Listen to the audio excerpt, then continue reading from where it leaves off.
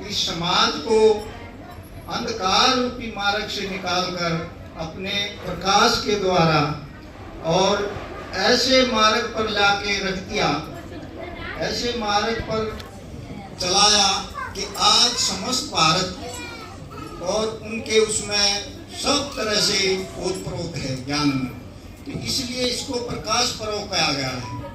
और उनकी शिक्षा हमें पीछे भी समाज को और आज भी समाज को और आगे भी समाज को हर तरह से विकसित करती रहेंगी, हर तरह से प्रवृत्त करती रहेंगी इस अध्यात्म तत्वों में, इस ज्ञान के मार्ग पर। तो अब देखिए हमारी भारत की प्राचीन शिक्षाएं और आधुनिक शिक्षाओं में क्या भेद है। शिक्षा और शिक्षा में भेद है। पहले हमारी शिक्षा का, भारतीय शिक्षा का क्या उद्देश्य था, क्या लक्ष्य था, और आज हमारी आधुनिक भाषा का, विज्ञान का क्या लक्ष्य है, क्या उद्देश्य है।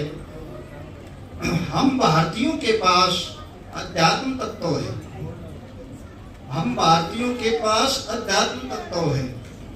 इसमें आज की शिक्षा के तहत हम इसको ये भी कह सकते हैं हम भारतीयों के पास आध्यात्मिक तत्व था, क्योंकि हम आज इस तत्व से बहुत कुछ विमुख हो चुके हैं। केवल संत समाज को छोड़कर और अन्य कुछ समाज को छोड़कर विमुख हो ही गए हैं। तो इसलिए हम इसको ये कहते हैं कि हम भारतीयों के पास आध्यात्मिक तत्व था। ये अति आवश्यक है कि हमें इस पर दोबारा लौटना होगा। और पश्चिमी देशों के पास भौतिक तत्व है, वो अपनी भौतिक प्रगति में ही लगे हुए हैं।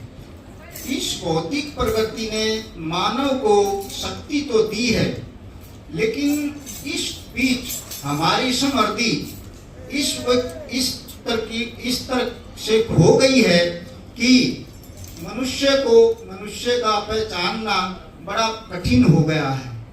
ये यही उचित है, इस मार्ग पर ही चलकर उचित है जो हम गुरु की शरण में आए और इस अध्यात्म तत्व को पहचाने, अपने आप को पहचाने और इस अध्यात्म तत्व के जरिए आत्म तत्व की प्राप्ति कर जन्म मरण से मुक्ति पाए। और इस दुनिया को जो शिक्षा इस भौतिक तत्वों ने दी है, जिसका लक्ष्य ये हुआ है कि इसके जरिए हम कहाँ तक पहुँचे हैं, उस क्या शक्ति हमने प्राप्त की है, यानी मानव ने क्या शक्ति प्राप्त की है कि कम से कम समय में अधिक से अधिक मनुष्य मारे जाएं।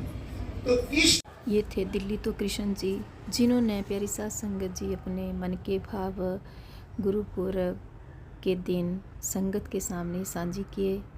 तो सभी को ऐसा मौका मिलना चाहिए अपने विचार प्रकट